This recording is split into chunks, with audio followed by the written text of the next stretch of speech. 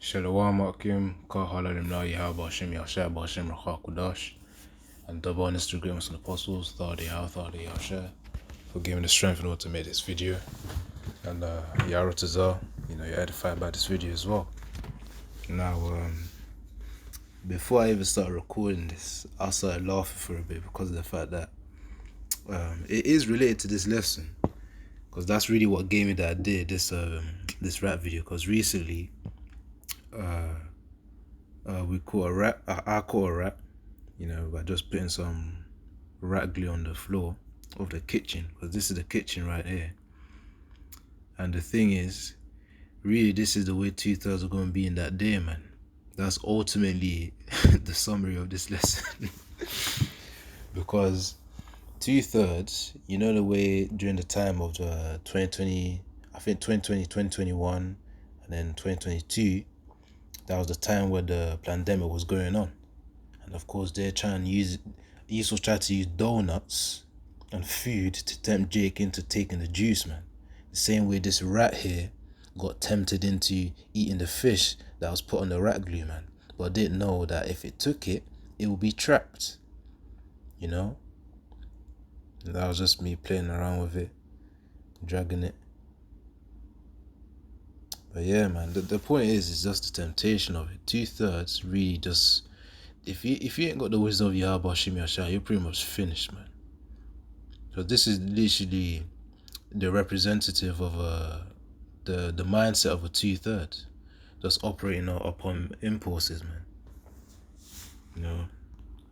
They're gonna look for that chicken in that day, man.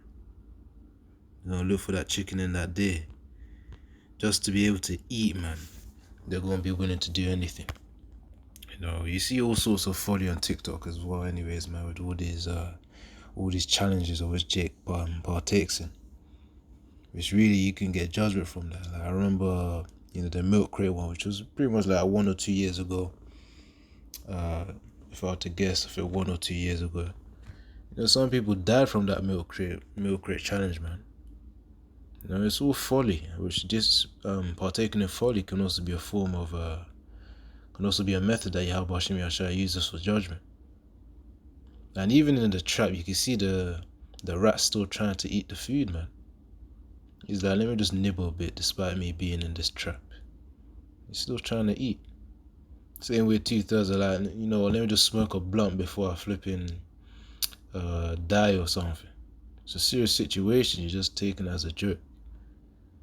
And as I said, this represents the mindset of 2/3, man. Oh my days. Just before this video, I still had to hold myself together. But yeah. Let's see.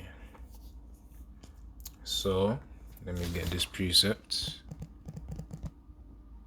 Because 2/3, man, they lack the wisdom of Yahweh Hashem Yashah. That's why when they navigate this world, they act foolishly.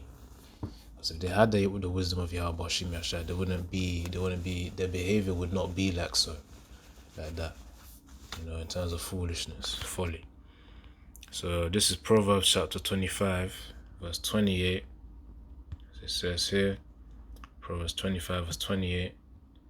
He that hath no rule over his own spirit is like a city that is broken down and without walls, which is another reason why, certain brothers also push getting into the practice of stoicism, which is really being able to endure. It really links to the scripture, endure hardness as a soldier of Yahushua, because it's enduring sufferings without complaining. That's what, if you go into the definition of stoicism, let's type it up. Definition of stoic, which is it says here, a person who can endure pain or hardship without showing their feelings or complain. And that's in this day and age, it's a very hard thing to do, especially with other demons entering other vessels to then poke you, metaphorically speaking, poke your emotions, man. See if he's gonna get riled up and angry. You could have a woman that that you may be dealing with, then she provokes you. You may have a mom, she provokes you.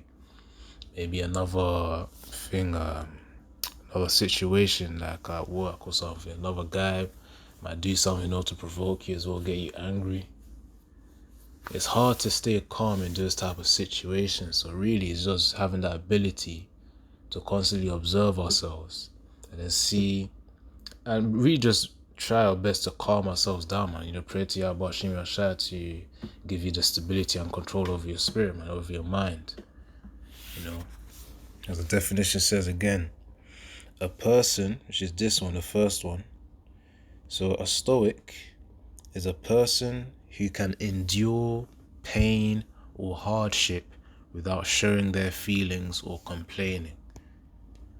That's something of which it's quite hard to do, man. Let me read Proverbs 25 verse 28. But of course, if you can't do this, which really is gradual training, you get thrown into situations, the most I test you, then to see whether you can actually keep your spirit stable, man. Then these scenarios should be seen as a way to strengthen your ability to have that stoic mind against this world, man. There'll be a lot of demons trying to just poke you, and it's annoying, but it's all conditions of the battle. So Proverbs 25 verse 28, he that hath no rule over his own spirit is like a city that is broken down and without walls. And let's see this, endure hardness is probably in 2 Timothy or something. Endure hardness as a soldier of Yahushua. Yep, 2 Timothy chapter 2 verse 3. It says, thou therefore endure hardness as a good soldier of Yahushua HaMashiach. So we have to endure, and part of that endure hardness, refers back to that stoic mindset that brothers should have in this truth. And it is hard, especially for younger brothers as myself, Sometimes you just want to go rage mode, but that's why, if you can, just go out there, go for a run at times if you can. Or join some kind of boxing club or something, martial arts of some sort, to do in your free time. Then, yeah, man, let some rage out through those activities. Exercise, it's good to have an exercise routine too. So thou therefore endure hardness as a good soldier of Yahushua Mashiach, man. When you're a soldier, man, of course you're going to go through conditions of which you may not favor. But it says endure hardness, so we have to go through it. And hardness, part of it is also just demons poking you, the minor stuff as well. But repetitively. If it be every day, if it be, once in a while, they're still going to do it again and again, man, eventually. That's the thing. So, I was reading this, so yeah. This was pertaining to having rule over your spirit, man. Where is it? Because of course, as an animal, they don't really have rule over the spirit. They operate on their impulses, hence why this one got caught. This rat got caught. Same with two-thirds as well. The way they operate just on impulses, man. At least most of them, at least. Even if they got some level of wisdom, self-control. The thing is, they ain't got the wisdom of Yahweh Shem Yahshua. That's why they would then decide foolishly, though in the outward appearance, they look wise, man. They'll decide foolishly because maybe it may be their riches that will be their hindrance in the time to come. That will then make them take the mark. Maybe it will also be, what else? The so-called love for their family, their loved ones. Which is really just for this time anyways. Each reincarnation is a new family. But of course, we know for the Akim, we be part of the elect. We be part of one family anyways, the brotherhood. But yeah, let's see. So let me get this. Because there's a clear difference between those within this truth currently and those who are the two-thirds in the world, man. The two-thirds lack the fear of Yahweh Shem Yahshua, and we have the fear of Yahweh Shem Yahshua. And speaking of fear, does it not say that fear is the beginning of wisdom? Was the beginning of knowledge? I think that's Proverbs 1 verse 7. Yeah, as it says here, Proverbs 1 verse 7, the fear of the Lord Yahweh is the beginning of knowledge, but fools despise wisdom and instruction. See, it says fools, and that's how these two-thirds are acting like, man. Fools despise wisdom and knowledge, man. And that's because a guy, maybe sitting in a suit, he's got riches, and he's got a big house and whatnot, or a good apartment and all of that. I'm talking about those within the world, by the way, 2/3 Jakes, because you know them on YouTube. So things just because they may look in the outward appearances, rich and good looking and whatnot, because of their riches, really. That's really the point I'm trying to make. Because of their riches in appearance, just because they got riches don't mean that they're wise. That's the thing. It says here the fear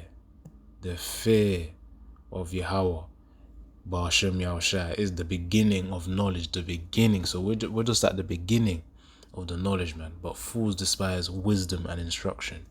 And you need wisdom and instruction when navigating this world, man, because this world is against us. This is not our rest. Going into Micah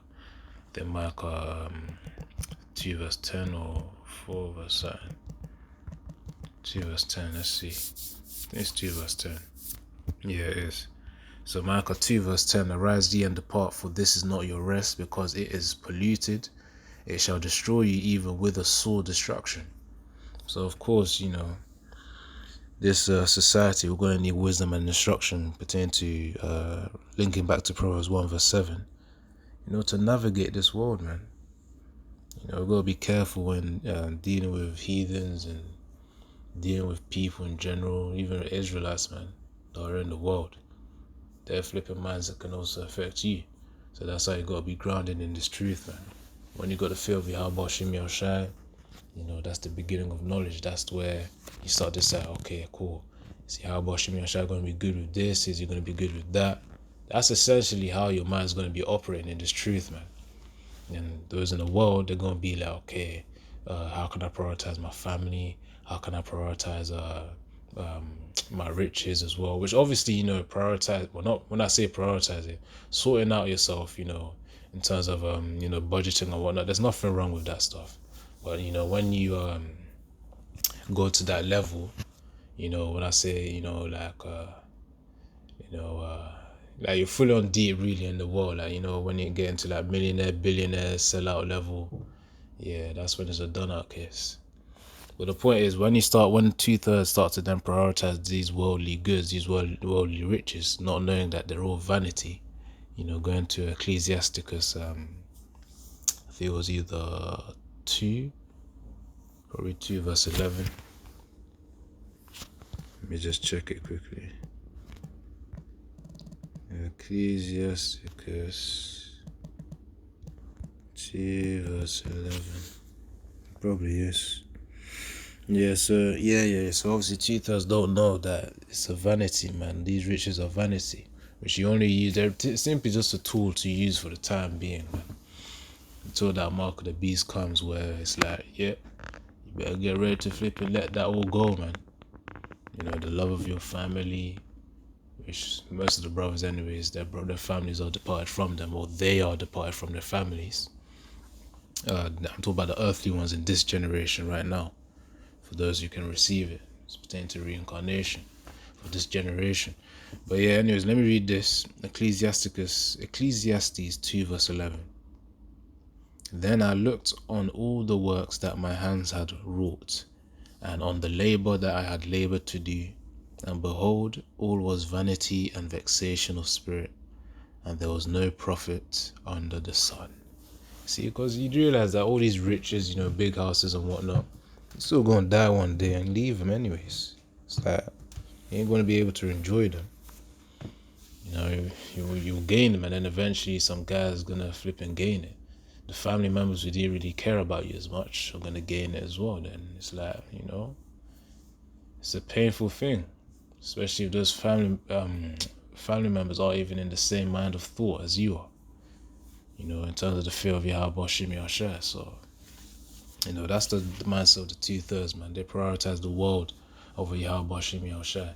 As we are rooted in the fear and faith in Yahweh Shem Yahushua, compared to 2/3 who put their faith in the world, which they will be sorely disappointed. Now, but yeah, man, I was gonna get some more precepts. Oh yeah, I was gonna get this. Okay.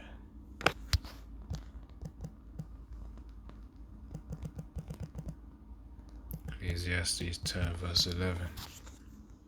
Because I just thought, I just saw that rap video. Which really I just made a recording to send to my brother anyways. So, there's something interesting in it. Yeah, highlight of the day. But yeah, man. But yeah, these are the living conditions of jail, man. You'd be seeing rats every now and then. But of course, just gotta deal with it. Get some rat glue, then put on the floor.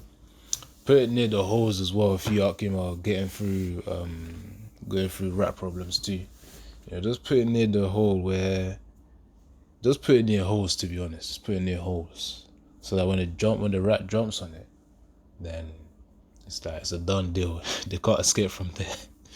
And you should get like quite a few as well. That one that I caught there was in the kitchen.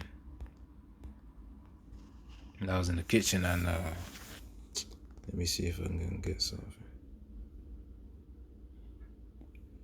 Yeah, that was in the kitchen, and it was around like this corner. It was around that corner. That was where the hole was. And I put it right in the corner, man. Right in the corner. And also I moved it because I was going to throw it away. So that's already started. It's going to die anyways. But yeah, anyways, I'm rambling on. So luck here. So yeah, Ecclesiastes 10 verse 11. Let's see what's up. Yeah, I feel as if I already searched up anyways. But yeah, let's see. So Ecclesiastes 10 verse 11, surely the serpent will bite without enchantment, and the babbler is no better, man. And Esau, the way Esau operates, man, obviously if you tempt Esau, he's just going to go all out with his, demon on you. So, pertaining to these 2/3, if they just flipping try and tempt Esau, trying to flipping play smart with the mark or something.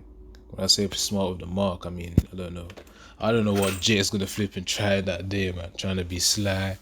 Esau's gonna be like, just come in, let me just flip and chip you, and then yeah, it'll be a done deal for flipping Jake, man. So of course you gotta move with wisdom, man.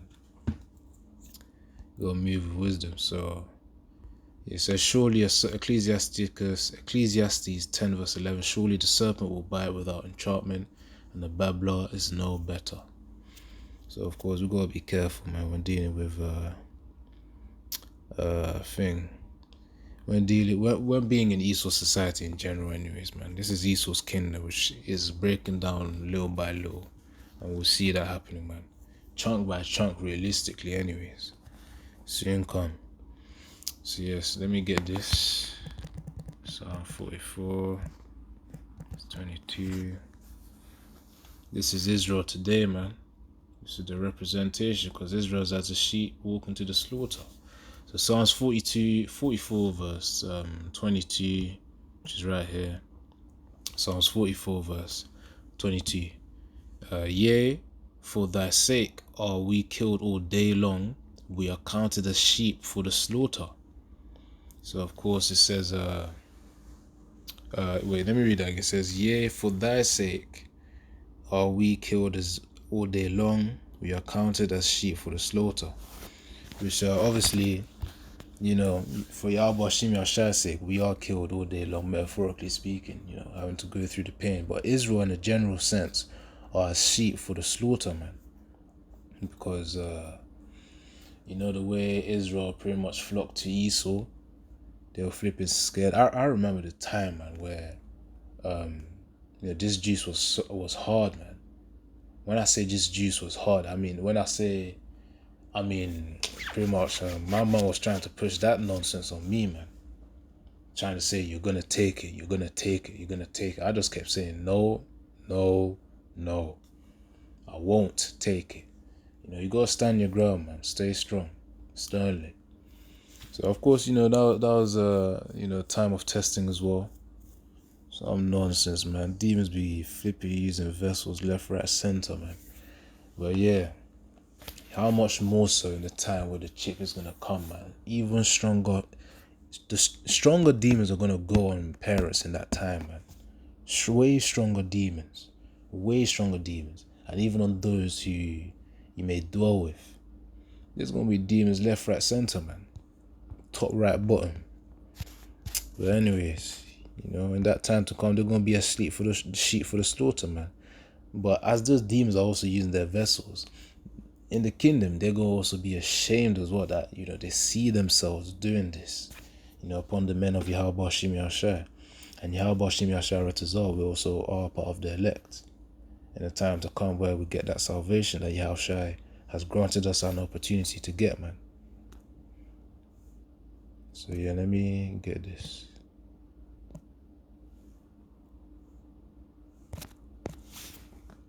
Because obviously, let's just say, the time of 2020, 2021, 2022, when Esau was pushing out this juice, just see that as a taster from the Most High of what's to come when the chip is released.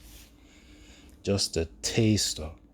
A test before the actual exam. Now let's get it.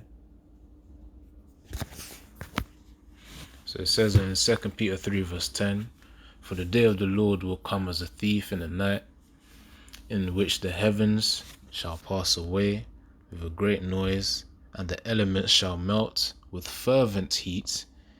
The earth also and the works that are therein shall be burned up." So of course, in that time to come, Keeper says Yahushua is going to come as a thief in the night. So the same way, this trap was there. And the thing is, it got caught as well because it was in the dark as well, man. That contributed.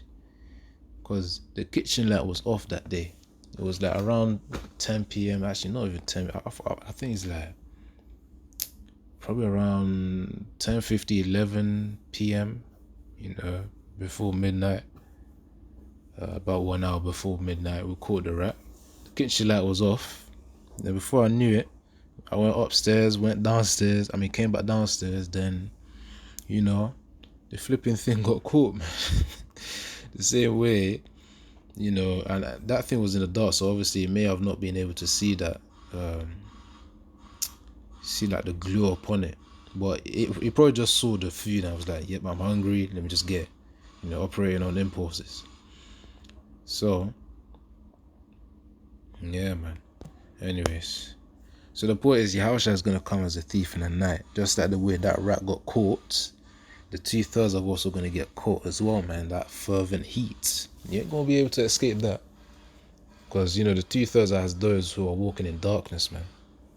Speaking of darkness. Deuteronomy, what is it?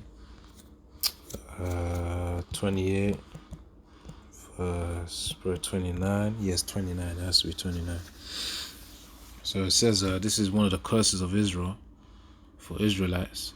So Deuteronomy 28 verse 29, thou shalt grope at noonday as the blind gropeth in darkness, and thou shalt not prosper in thy ways, and thou shalt be only oppressed and spoiled evermore, and no man shall save thee. So the key part of me getting this scripture is the fact that it says in the beginning, and thou shalt grope at noonday as the blind gropeth in darkness. So to pretty much grope means like if you visualize like a blind man using their hands in order to gain a sense of direction. That's what it means to grope. So of course that's as the 2/3 of today, man. That is as the 2/3 of today. Hence why they're gonna be caught when Yahushua arrives, man. They're going to be caught by the fervent heat of the nuclear missiles. Going into Job right there. So Job, Joel verse 2. Joel verse 2, yeah, that's the one talking about the missiles. So, they're going to be caught, man. Just like this right here. They're going to be caught. It's going to be a done deal for them. Then they're going to be like, they're going to have that scared look on their faces like they're finished. They're finished. Anyways, let me get a few more, then probably close out. I'll probably get my last one right now, actually. But yeah, let me read this again, then I'll go up to the next one. So 2 Peter 3 verse 10, but the day of the Lord Yahweh, which is really Yahushua coming, Yahweh Shem Yahushua, will come as a thief in the night, in the which the heavens shall pass away with great noise, with a great noise, and the elements shall melt with fervent heat. The earth also and the works that are therein shall be burned up. And Babylon's going to be the most heated place ever, man. Nothing's going to survive there, man. Nothing. So, 2 Peter 3 verse 10. Let me get my final precept then, close out, innit? Proverbs 4 verse 7. This is why the 2/3 are the 2/3, and those within this truth should also, not take it lightly. Not take it lightly. So, wisdom, Proverbs 4 verse 7, wisdom is the principal thing. Therefore get wisdom, and with all thy getting, get understanding. With all your efforts, you must get understanding, man. Understanding of the scriptures, or the prophecies to come, of which we are living in them right now. We're very close to that mark of the beast. It's not as if we're flipping living in a time where, the prophets of old, they didn't really have much of an idea of what the actual mark of the beast was, man. In terms of it being like a microchip implant. That's the thing. And also, the point is, the prophets of today, they have more knowledge on the prophecies than the prophets of old. So, then again, wisdom is the key thing, man. That's the point of this scripture right here. The point is, the 2/3, they do not have wisdom, man. They ain't got wisdom, or else they wouldn't be trapped like this. Like Yahushua coming through in the night, man.